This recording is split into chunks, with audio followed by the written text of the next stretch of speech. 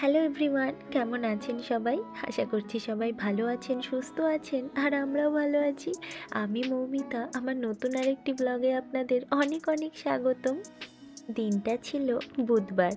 গিয়েছিলাম সেদিন লন্ডনে চিড়িয়াখানায়। দিনটা কেটেছিল খুবই অন্যরকমভাবে। চিড়িয়াখানায় গিয়ে নিজের ছোটোবেলাটাকে ফিরে পেয়েছিলাম। অনেক কিছু দেখেছি যা অন্যান্য জুগুলোর থেকে আমার একটু আলাদা লেগেছিল। তো চলুন গল্পটা শুরু করি একদম ঘর থেকে। আজ অনেক সকাল সকাল উঠেছি, 10টা থেকে 10:30 নাগাদ বেরোতে হবে। তার আগে ওই গৃহিণীদের যা কাজ, রান্না করে একেবারে ভাত টাত খেয়ে বেরোবো, কারণ ফিরতে ফিরতে অনেকটাই দেরি হয়ে যাবে। আর সারাদিন জু ঘোরার পর আর এসে মোটেও ইচ্ছে করবে না কিছু রান্না করে। জুটাও আমাদের ঘর থেকে অনেকটাই দূর, প্রায় 1.5 ঘন্টা মতো সময় লেগে যাবে, আর ট্রাফিক জ্যাম থাকলে তো আরও বেশি সময় লাগবে। ঘুম থেকে উঠেই ঘর পরিষ্কার করে আগে স্নান সেরে নিয়েছি। এখন প্রায় 8টা মতো বাজছে। করছি একটু ভেন্ডি ভাজা, ডাল সেদ্ধ আর চিকেন কারি। চিকেনটাকে কাল রাতেই টক দই, সমস্ত মশলাপাতি, আদা রসুন বাটা সব কিছু দিয়ে ভালোভাবে ম্যারিনেট করে ফ্রিজে রেখে দিয়েছিলাম। বেশিক্ষণ সময় লাগবে না রান্না হতে, তাড়াতাড়ি হয়ে যাবে।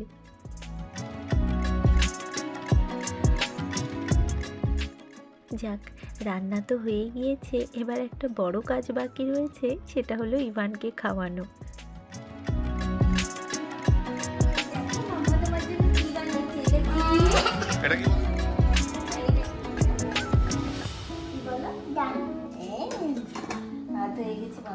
আর এইটা কি বলো? আর এইটা তুমি জানো না, এইটা কি? চিকেন। কে খাবে? শোনো খাবে? আচ্ছা, ভাত খেয়ে তাড়াতাড়ি ভাত খেয়ে নাও, তারপরে আমরা বেরোবো। চলুন বেরিয়ে পড়েছি। আজ বেশ ভালো ওয়েদার এখানে। 3-4 দিন ধরে খুব বৃষ্টি হলো, তাই অল্প ঠান্ডা আছে বটে, কিন্তু খুব ভালো রোদও উঠেছে আজ। ঘুরতে বেরোনোর জন্য একেবারে অনুকূল পরিবেশ। যাচ্ছি সেন্ট্রাল লন্ডনের পথে, তবে জু পর্যন্ত ডাইরেক্ট কোনো বাস যাবে না, মাঝে একবার বাস চেঞ্জ করতে হবে। সেই যে একদিন আপনাদের হাইড পার্কে নিয়ে গেছিলাম, সেই হাইড পার্কের পাশেই কেনসিংটন হাই স্ট্রিট থেকে। এই যে এবার উঠছি লন্ডনের সেই বিখ্যাত লাল রঙের ডাবল ডেকার বাসে। লন্ডনের এই বাসগুলোর জনপ্রিয়তা রয়েছে গোটা বিশ্ব জুড়ে।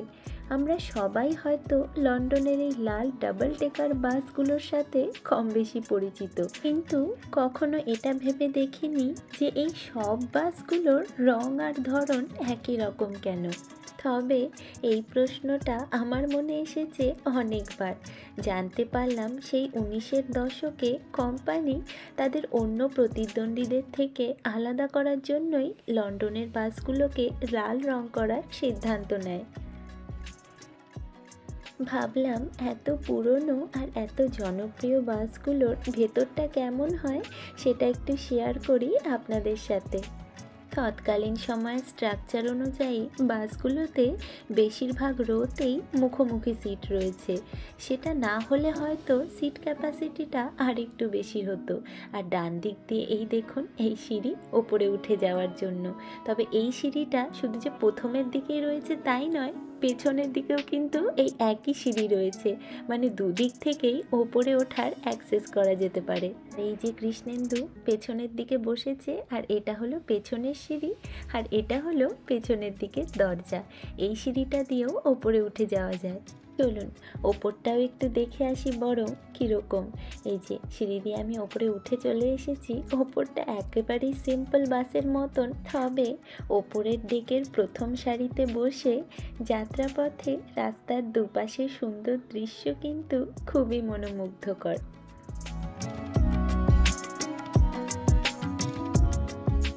এখন আমরা চলে এসেছি আবার বাসের সামনের দিকে। আর এই যে দেখুন এখানে রাখা রয়েছে নিউজ পেপার। এখান থেকে নিউজ পেপার নিয়ে পড়তে পড়তে আপনি বাসের যাত্রাটাকে উপভোগ করতে পারবেন। কি দারুণ কনসেপ্ট, তাই না বলুন? বাসগুলোকে ডাবল ডেকার করার কারণটা হলো লন্ডনের সরু রাস্তাগুলোতে যাতে একই সাথে পর্যাপ্ত পরিমাণে লোকজনদের পরিষেবা প্রদান করা যায়। আর বাসের সার্ভিসও কিন্তু খুবই প্রশংসনীয় এবং চিপও বটে। আর কানেক্টিভিটির কথা যদি বলি, সে বাস হোক, ট্রেন বা টিউব, সবেতেই কিন্তু দুর্দান্ত। গোটা সিটির মধ্যে যেখানেই আপনি বাসে করে যান না কেন, ভাড়া কিন্তু সেই ওই 2 পাউন্ড। জুয়ের এই জায়গাটাতে রয়েছে অনেক পেঙ্গুইন। ওদের থাকার জন্য অনেকটা জায়গা জুড়ে কি সুন্দর ব্যবস্থা করেছে দেখুন। ওই দেখুন, একজন আবার সাঁতার কেটে উঠলো। বেশ অনেকগুলোই পেঙ্গুইন রয়েছে। আমরা এই জায়গাটায় বেশ অনেকক্ষণ ছিলাম। দেখুন, মানুষজন দেখে আবার কত সামনেও চলে এসেছে। আবার বললা? অনেক ভালো বলেছে। আমার ছেলে এখানে এসে হ্যালো বলাটা খুব সুন্দর শিখেছে, জানেন তো। আসলে যেখানেই যায় সেখানেই সবাই ওকে হ্যালো বলে, তো ওই জন্য ওইটা খুব সুন্দর রপ্ত করেছে। এবার চলুন দেখি সরীসৃপের জায়গায় কি কি আছে। 1828 সাল থেকে লন্ডনের এই চিড়িয়াখানাটি দর্শকদের মনোরঞ্জন করে চলেছে। প্রায় 200 বছরের পুরনো এই জুটায় রয়েছে প্রায় 20,000-এরও বেশি প্রাণী। 14 হেক্টর জমির ওপর অবস্থিত এই জুটাতে একটি অংশে আমি আমার দেশকে খুঁজে পেয়েছিলাম। সেটা কিভাবে, অবশ্যই আপনাদের দেখাবো। শেষ পর্যন্ত ব্লগটার সাথে থাকার অনুরোধ রাখছি।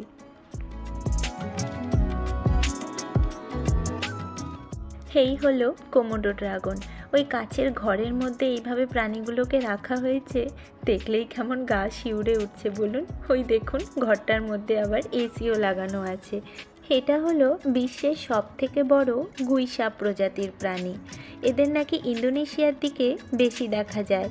এরা সমস্ত রকম প্রাণীদেরই আহার হিসাবে গ্রহণ করে, তবে মৃত জীবজন্তু নাকি এদের প্রিয় খাবার। এদের লালা এতটাই বিষাক্ত হয় যে এদের কামড়ে যে কোনো প্রাণী মারা পর্যন্ত যেতে পারে। দেখুন কীরকম মুখ বার করে তাকিয়ে আছে। অনেকটা কুমিরের মতন দেখতে বলে কোনো কোনো জায়গায় এই কোমোডো ড্রাগনকে স্থল কুমির বলেও ডাকা হয়।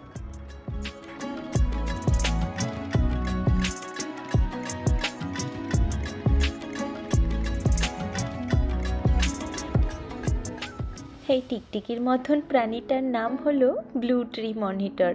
এদেরও ইন্দোনেশিয়ার দ্বীপপুঞ্জেই বেশি দেখা যায়, তবে এরা খুব ভালো নাকি ক্লাইম্বিং করতে পারে।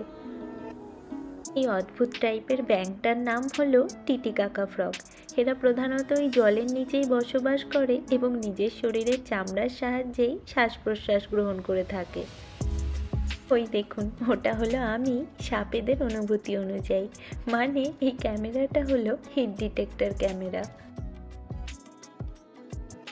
আর চিড়িয়াখানাতে আমাদের প্রবেশ মূল্য লেগেছিল 27 পাউন্ড করে, মানে দুজনেরই 54 পাউন্ড। ছেলেটার যেহেতু এখনও 3 বছর হয়নি, ওই জন্য ওর কোনো প্রবেশ মূল্য লাগেনি। 3 বছরের ওপরে কিন্তু ওই 27 পাউন্ডই মনে হয় লাগবে। আর উইকেন্ডগুলোতে মানে শনি রোববার করে এইটাই হয়ে যায় 33 পাউন্ড। ওই যে ক্যাঙ্গারু, কি বলবো, কি নাম? Sleeping Mouse.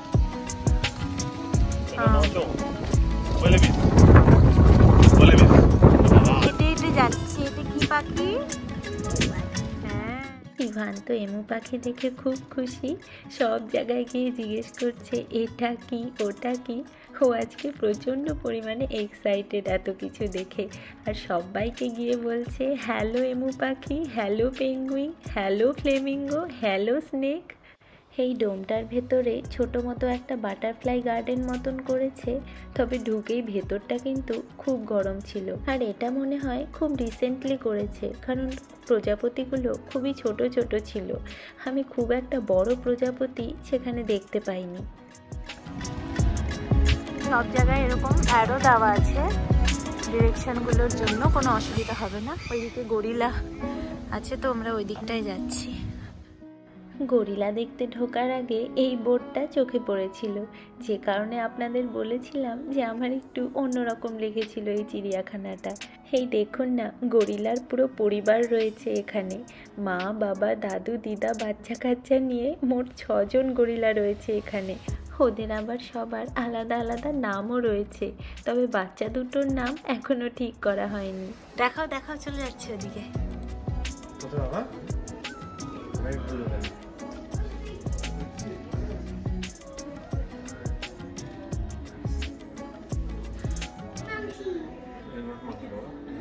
পুরো পরিবারটা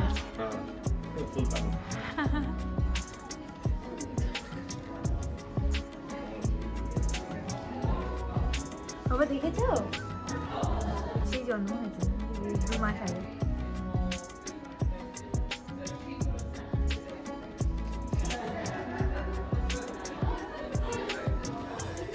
বাবা দেখ উঠছে দড়ি ধরে, দেখেছো? হ্যাঁ ওই দেখো দড়ি ধরে ধরে উঠছে, ওই দেখো বেবি গরিলা, দেখেছো? এত সুন্দরভাবে পরিবারের সকলকে একসাথে পেয়ে যাব তা কিন্তু আমরা ভাবতে পারিনি। দেখুন বাচ্চাটাকে কি সুন্দর খেলছে।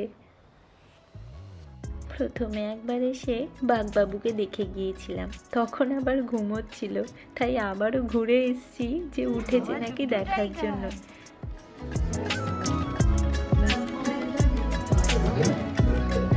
বাবা mummy tiger and daddy tiger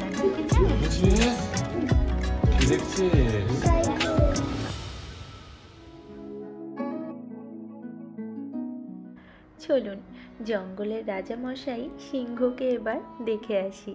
সিংহের বাড়ি ঢোকার আগেই লেখা রয়েছিল ওয়েলকাম টু গির ফরেস্ট, অর্থাৎ এখানে সিংহগুলোকে গির অরণ্য থেকেই নিয়ে আসা হয়েছে। তো যাই হোক, সেটা বড় ব্যাপার নয়, ব্যাপারটা হলো আমাদের দেশের গুজরাটকে এখানে খুব সুন্দরভাবে রিপ্রেজেন্ট করা হয়েছে। ওই দেখুন সিংহ তাদের ছানাপোনা নিয়ে বিশ্রাম নিচ্ছে, এই দিকটা থেকে এইটুকুই যা দেখা যাচ্ছিল। আমাদের দেশের কিছু কিছু ঐতিহ্য, গুজরাটের অটো, ট্রাক, রেল স্টেশন, চায়ের দোকান, জামা কাপড়, খাবার দাবার এবং গ্রামীণ পরিবেশকে খুব সুন্দরভাবে ফুটিয়ে তুলেছে লন্ডনের চিড়িয়াখানায়। ভাবুন তো, আমাদের দেশের একটি অংশ এই বিদেশের চিড়িয়াখানায় এত প্রকটভাবে নিজের জায়গা করে নিয়েছে, আমি সত্যি খুবই বিস্মিত। ভাবা যায় বলুন, এত দেশের বিভিন্ন প্রাণীরা এখানে রয়েছে, কিন্তু ঐতিহ্য বা সংস্কৃতির দিক থেকে আমাদের দেশটাকেই তুলে ধরা হয়েছে, যা আমি আমাদের দেশের অন্য কোনো জুতেও দেখিনি। এই দেখুন, এটা আবার টেইলারের দোকান। টেইলারিংয়ের সমস্ত জিনিসপত্র, আমাদের ট্র্যাডিশনাল পোশাক সমস্তই কিন্তু রয়েছে। এই যে পাশে আমাদের চিরাচরিত সেলুন দোকান, আর তার উপরে দেখুন পপুলার হেয়ার স্টাইলগুলোকেও আঁকা রয়েছে। ওপরটায় আবার ভারতবর্ষের পতাকা দিয়ে সাজানো হয়েছে।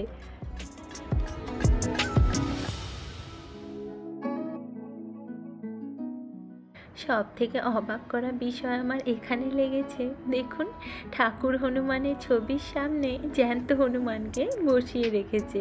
এই জায়গার স্ট্রাকচারটা অনেকটা করা হয়েছে মন্দিরের মতন। এই প্রজাতির পিকটা হলো বাবিরুষা পিক।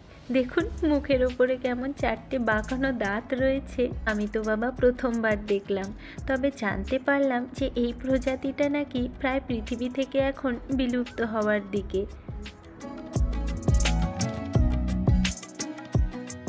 ক্যামেল বা উট তো আমরা সকলেই দেখেছি, তবে এই প্রজাতির 2টো কুঁজওয়ালা উট কিন্তু আমি আগে কখনো দেখিনি। এই প্রজাতিটাকে বলা হয় ব্যাকট্রিয়ান ক্যামেল। এদের মধ্য এশিয়ার গোবি মরুভূমিতেই দেখা যায়। শুধুমাত্র লন্ডনের চিড়িয়াখানাতেই নাকি এই ধরনের উট রাখা হয়েছে।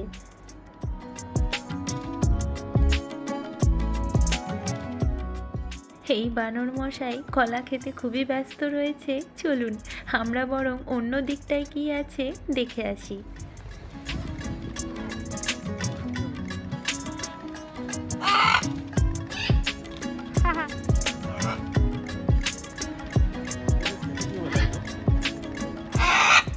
এখানে 2 ধরনের ম্যাকাও রেখেছে, একটা হলো এই লাল নীল কালারের, আরেকটা হলো এই নীল আর হলুদ কালারের। তবে জেনে খুব খারাপ লাগলো যে এই নীল হলুদ ম্যাকাওটা এই গোটা পৃথিবীতে আর মাত্র 250টিই রয়েছে। এরাও প্রায় ওই লুপ্ত হওয়ারই পথে, তবে খুব চেষ্টা করা হচ্ছে এদেরকে সংরক্ষণ করার জন্য। প্রায় অনেকটা সময় হয়ে গেল আমরা জুয়ের মধ্যে হাঁটছি, তাও হবে প্রায় 4-5 ঘন্টা। এখন তো অনেক খিদে পেয়ে গিয়েছে, চলে এসেছি একটা খাবার দোকানে। এই চিড়িয়াখানার ভেতরে অনেকগুলো বড় বড় খাবারের দোকান রয়েছে, তবে খাবার দাবারের দাম অনেকটাই বেশি। ওটা ফ্রেঞ্চ ফ্রাই খাও। চিকেন না ওটা 12।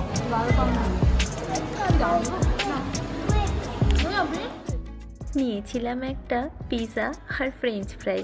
এসব খেয়ে পেট ভরলেও মন ভরে না। তো যাই হোক, কিছুটা খিদে মিটিয়ে নিয়ে এবার চলে এসেছি জুয়ের ভেতরেই একটা দোকানে। তো মোটামুটি জুয়ের ভেতরে যত রকম পশু পাখি রয়েছে তাদের লিটল ভার্সন এখানে পাওয়া যাচ্ছে।